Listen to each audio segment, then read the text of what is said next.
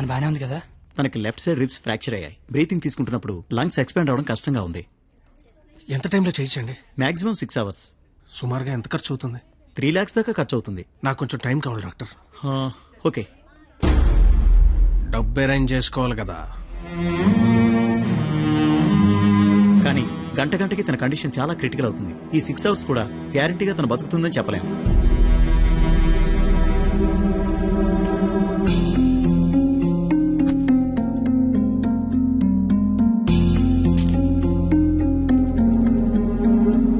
నువ్వు రాసిన అగ్రిమెంట్కి, దాని ఆపరేషన్కి 6 గంటల టైం ఉంది. ఈలోగా నువ్వు డబ్బు తెచ్చుకట్టు. మరో క్షణం నేను ఓడిపోయిన సంతకం పెట్టేస్తా. లేదా నేను ఓడిపోయిన నువ్వు సంతకం పెట్టు, మరుక్షణం నేను డబ్బు కట్టేస్తా. ఈ రెండిట్లో దేనికైనా నాకు ఒక్క క్షణం చాలు. నీకు 6 గంటలుంది. చూస్తా అది నా కూతురుగా బతుకుద్దో లేదా నువ్వు అనుకుని ఆ ప్రేమ బతుకుద్దు. ఏంటండి ఇదంతా? కూతురు అక్కడ చావు బతుకుల మధ్య ఉంటే అది ఇప్పుడేంటి? ఏ రోజైతే ఇలాంటి క్వాలిటీ లేని అలగా ఎదవను ప్రేమించానని చెప్పిందో ఆ రోజే నా దృష్టిలో అది బతికుందనుకోవట్లేదు. నా కూతురుగా బతికించుకోవాలనుకుంటున్నాను.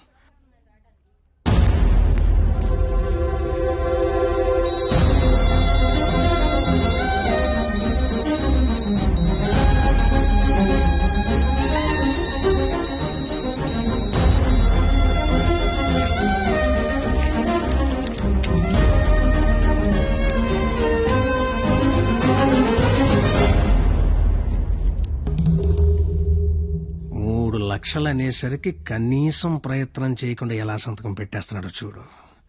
ఈడి ప్రేమ ఖరీదు 3 లక్షలన్నమాట. నేనేం చేయలేనని నీకు తెలుసు. ఉన్నవే 6 గంటలు. ఇప్పుడు నేను డబ్బు కోసం పరిగెడితే మా నాన్న ఇల్లు అమ్మేసి మా ఫ్రెండ్ ఆటో అమ్మేసి ఇస్తారు. అవి నేను సంపాదించను కావు. ఆ ఏడాదించోడు 25-50 ఇస్తాడు. అదెందుకు సరిపోదు. అది అక్కడ ప్రాణాలతో కొట్టుకుంటుంది. ఇప్పుడు నాకు ఈ పందెం కంటే దాని ప్రాణమే ముఖ్యం. గెలిచినోడు గురించి అందరూ చెప్పుకుంటారు, ఓడిపోయినోడు అందరికీ కారణాలు చెప్పుకుంటాడు. ఇలాగా నీలాంటోడికి ప్రేమించాను అని చెప్పడం మట్టి మీద మట్టి అని రాసినంత తేలిక. కానీ అది నిలబెట్టుకోవడం నీళ్లు మీద నీళ్లు అని రాసినంత కష్టం. పో, ఇంకెప్పుడు నా జీవితంలో గానీ నా కూతురు జీవితంలో గానీ కనబడకో.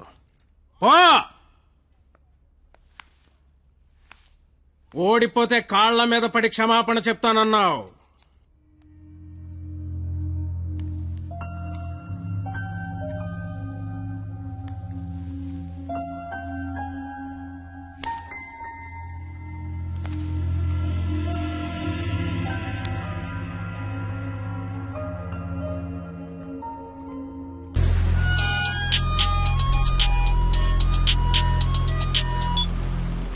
హలో, నేను పరిణీత వాళ్ళ అమ్మని మాట్లాడుతున్నాను. ఆపరేషన్ అయిందా? Doctor operation చేయనంటున్నాడు.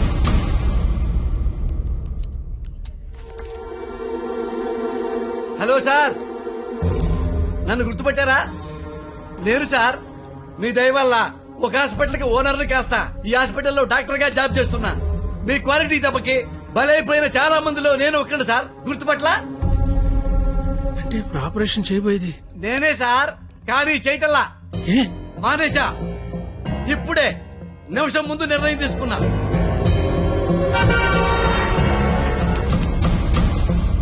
మీకు తెలుసుగా సార్, నేను పెద్ద మెంటల్ లాయల్ని. చేసే పనిలో క్వాలిటీ ఉంటల్లా. ఆపరేషన్ థియేటర్ లో పొట్టకోసి అందులో చేతులు పెట్టడం, మళ్ళీ వేరే పొట్టకోసి అవే చేతులే అందులో పెట్టడం చీ చీ చీ చీ గెలిసిగా ఉంటుంది సార్. క్వాలిటీ ఉంటల్లా, అందుకే మానేశా. నువ్వు కాకపోతే వేరే హాస్పిటల్ షిఫ్ట్ చేస్తా. 100 మంది డాక్టర్లు ఉన్నారు సిటీలో. డాక్టర్, పేషెంట్ కండిషన్ చాలా సీరియస్ గా ఉంది. 5 నిమిషాల్లో ఆపరేషన్ స్టార్ట్ చేయకపోతే చాలా కష్టం. పర్వాలేదు సార్, వేరే హాస్పిటల్ కి షిఫ్ట్ చేస్తున్నారు. దారిలో ఎటు గ్యారెంటీగా చచ్చిపోయింది, అటుకుండా అటు ఇంటికి షిఫ్ట్ చేస్తారు. నేను మెడికల్ కౌన్సిల్ లో సెక్రటరీని. నేను తలుచుకున్నానంటే నిన్ను డాక్టర్ గా నా సర్టిఫికేట్ క్యాన్సిల్ చేస్తారు. మెడికల్ షాప్ పెట్టుకుంటా, లైసెన్స్ రద్దు చేస్తావు. వడ్డీ వ్యాపారం పెట్టుకుంటా, దాన్ని నాశనం చేస్తావు. లెదర్ బిజినెస్ పెట్టుకుంటా, ఏం చేస్తావు?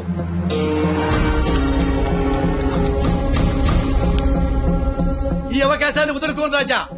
నీ మీద కక్ష తీర్చుకోవడం కోసం ఎంత దూరమైనా వెళ్తా. టాటా, చెయ్యు, బాయ్ బాయ్. పోనీ ఎంత డబ్బు కావాలో చెప్పండి, ఇస్తాను. ఏయ్! డబ్బిచ్చి ప్రాణాలు కొనుక్కునే కర్మ నీకుందేమో గాని నాకు లేదు. జీవితంలో క్వాలిటీ మరీ ఎక్కువైతే ఇదిగో ఇలా ఏడవాల్సి వస్తుంది, ఇలాగే ఏడవాల్సి వస్తుంది. మిస్టర్, దేవుడికి డాక్టర్ కి కోపం తెప్పించకూడదు. దేవుడు కోపం వస్తే డాక్టర్ దగ్గర పంపిస్తాడు, డాక్టర్ కోపం వస్తే దేవుడి దగ్గర పంపిస్తాడు. మరో 5 నిమిషాల్లో నువ్వు ఏడవబోయే ఏడుపు వినడానికి అదిగో నా రూమ్ లో వెయిట్ చేస్తుంటా. Good luck for me, bad luck for you. Thank you.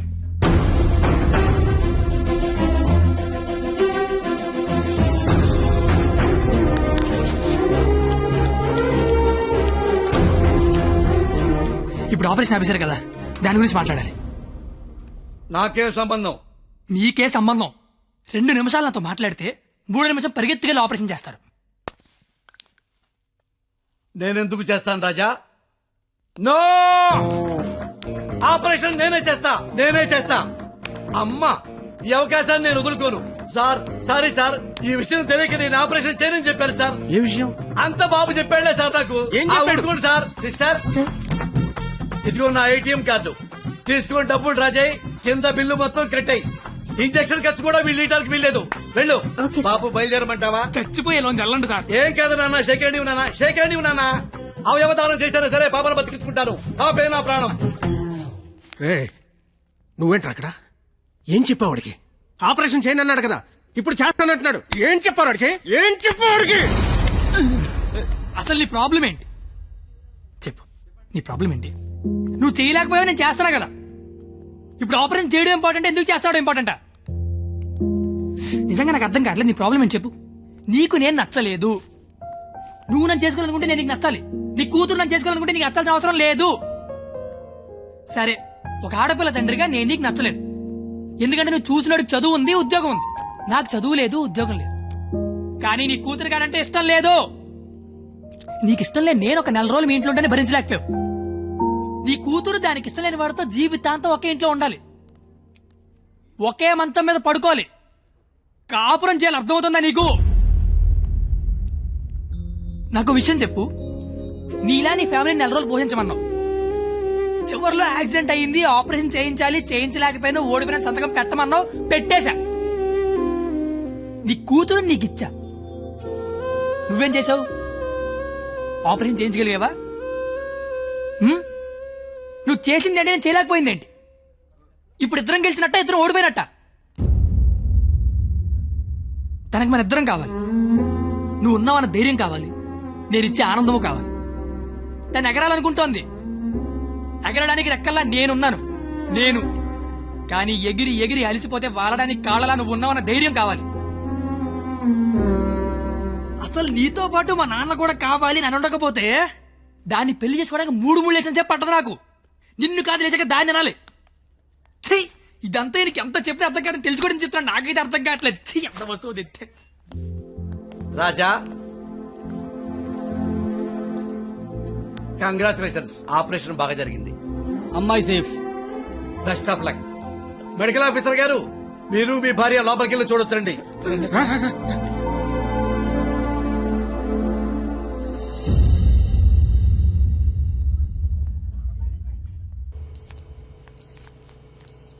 అమ్మ పరిణిత, ఏసీ ఆఫ్ చేయమ్మా, చల్లగాలి వస్తుంది.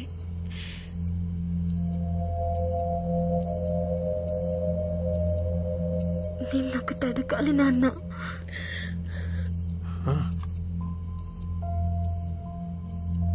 ఇన్నేళ్ల నుంచి నీకు కరెక్ట్ కూతుర్నని ప్రతి క్షణం ప్రూవ్ చేస్తూనే ఉన్నాను నాన్న. పరిణిత, కానీ నువ్వు నాకు కరెక్ట్ నాన్నవని ఒక్కసారి కూడా ఎందుకు ప్రూవ్ చేయలేదు నాన్న? ఆ మాట వినగానే చచ్చిపోవాలనిపించింది. చచ్చిపోయాను. నా కూతురికి ఇష్టం లేని తండ్రిగా. నా కూతురు వాడిని చేసుకుంటే తండ్రిగా నేను ఓడిపోతాను. నా కూతురు గెలుస్తుంది. కూతురిని ఓడించి తండ్రిగా గెలవడం కంటే కూతురిని గెలిపించిన తండ్రిగా గెలవడమే కరెక్ట్ అనిపించింది. గెలిచాను. కానీ ఇప్పటికీ నాకు ఒక డౌట్ ఉండిపోయింది. చేస్తారుగా చిచి, ఏనా పైగా క్వాలిటీ లేని చీప్ లెక్కరా. చిచి. మీరు ఇంకా పూర్తిగా మారలేదు. ఏవండి స్నానానికి టవల్ తీసుకెళ్లరా? నువ్వు కూడా ఈ వృద్ధిగా అల్లుడు గారు, ఆ రోజు హాస్పిటల్లో డాక్టర్ గారికి ఏం చెప్పారో చెప్పరా? ఎందుకులేండి, అయిపోయింది ఇది అయిపోయింది. మందేస్తే నేను చెప్తా. అచ్చే, హలో సార్ మా డైరెక్టర్ చెప్పిన ఐడియాలన్నీ మీవేనని మా సీఈఓకి తెలిసిపోయింది సార్. ఆ ఉద్యోగం నుంచి పీకేశారంట. సోమవారం నుంచి వచ్చి మీరు ఆఫీస్లో జాయిన్ అయిపోతారా? ఓహో ఇంకే అలాగే కాని మాయ గారు నాకు ఉద్యోగం వచ్చింది మరి. Congrats congrats. ఇదిగో ఈ శుభ సందర్భంలో ఆ రోజు హాస్పిటల్లో డాక్టర్ గారికి ఏం చెప్పారో ఈ శుభ సందర్భంలో ఆ రోజు డాక్టర్కి ఏం చెప్పానో నేను చెప్పను. మందేస్తే నేను చెప్తా. ఉండవా బాబు. రండి సార్. డాక్టర్ గారు, నమస్కారం అండి. డాక్టర్ గారు, అది ఆ రోజు హాస్పిటల్లో మా అల్లుడు మీతో ఏం చెప్పాడో చెప్పరా? బాబు నా గదిలోకి వచ్చి నేనెందుకు చేయాలి?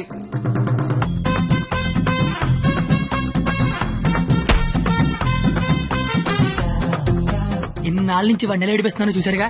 ఇప్పుడు మీరు ఆపరేషన్ చేయలేదనుకోండి, వాడి కూతురు చచ్చిపోద్ది. ఓ 2 నెలలు ఏడ్చి మర్చిపోతాడు. అదే ఆపరేషన్ చేశారనుకోండి, నేను గెలుస్తా, వాడికి అల్లుండవుతా, లైఫ్ లాంగ్ ఆడి తాట తీస్తా. రోజుకో సినిమా చూపిస్తా మావకి. ఒకే దెబ్బకి మీకసి నాకసి 2 తీరిపోతాయి. వాడి మీద రివెంజ్ తీర్చుకోవడానికి ఎంత దూరం వెళ్తానారుగా, ఆపరేషన్ థియేటర్ దాకా వెళ్ళండి చాలు. అంత బంపర్ ఆఫర్ ఎవరు వదులుకుంటారు చెప్పండి? నేను వదులుకోలా. ఆపండి ఆపండి. జీప్ లెక్క తగలన్నారు, నాకు బయట కనపడింది. అల్లుడు రాజా పండక్కి మాంగారు ఏం కనబోతున్నారు? మన రేంజ్ కి బెంచ్ కరెక్ట్. బెంజు మరే పాదలుగా. మళ్ళీ ఆదివారం వస్తా. వెళ్ళినా టాటా, సీ యు, బాయ్ బాయ్. ఈ మాత్రం దానికే షాక్ అయితే ఎలా మావా? నీకు అద్భుతమైన విషయం చెప్పనా? నేను ఇంటర్ ఫెయిల్ అయ్యి రోడ్డు మీద ఖాళీగా తిరుగుతుంటే దారిలో కనిపించి అమ్మాయిని చూపించింది ఎవరు? నువ్వు. 996. అమితో మాకి బాలో భాష అంటే ఐ లవ్ యూ అని చెప్పింది ఎవరు? నువ్వు. అమితో మాకి బాలో భాష అంటే ఏంటయ్యా? I love you. ఉదయం 9 నుంచి సాయంత్రం 4 దాకా తప్ప మిగతా టైంలో ప్రేమించుకోవడం కుదరట్లేదని ఫుల్ టైం చింట్లో పెట్టుకుంది ఎవరు? నువ్వు.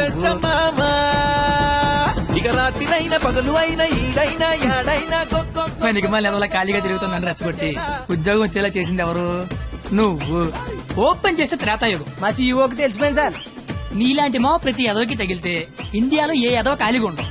మొత్తం ఇండియా సెటిల్ అయిపోతుంది. థ్యాంక్ యూ మామా, ఐ లవ్ యూ.